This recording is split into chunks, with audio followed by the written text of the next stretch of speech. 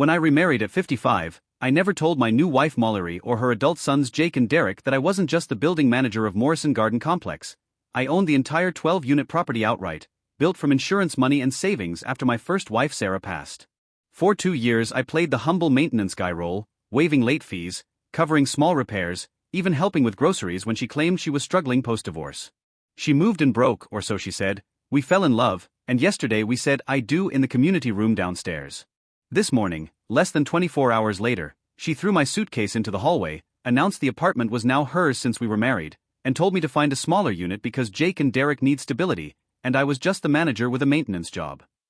She even smirked that I could always ask the owner for a favor.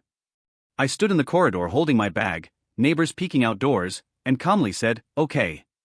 Then I walked downstairs to my basement studio, the emergency unit I keep vacant, opened my laptop, and forwarded every ownership document, tax records, bank statements showing $14,000 monthly rental income, and the ironclad prenup she'd unknowingly signed Friday, thinking they were lease modifications for her sons, to my attorney David Brennan.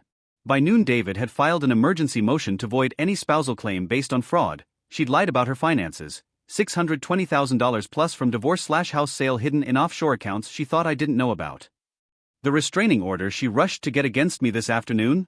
Denied after the judge saw the security footage of her literally shoving my suitcase out the door and heard audio of her admitting the marriage was a strategic move to claim half my building. Mallory thought she'd married a broke widower she could divorce and buy out cheap. Instead she married the man who signs her rent checks, and now her eviction notice is taped to 4BS door, 30 days to vacate, market rate $3,000 per month if she stays longer. Jake and Derek? Derek quietly apologized yesterday and moved out this morning. I offered him $3,000 at regular rent if he wants to stay honest.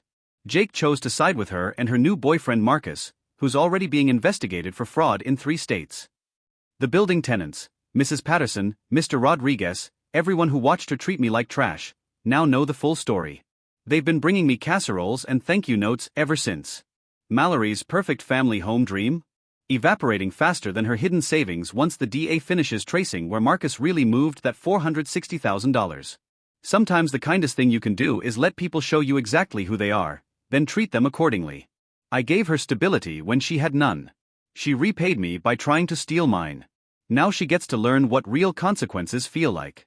If you've ever been played for a fool by someone who thought your kindness was weakness, or if you finally flipped the script when they overreached, drop your city in the comments. I want to see how far this story reaches.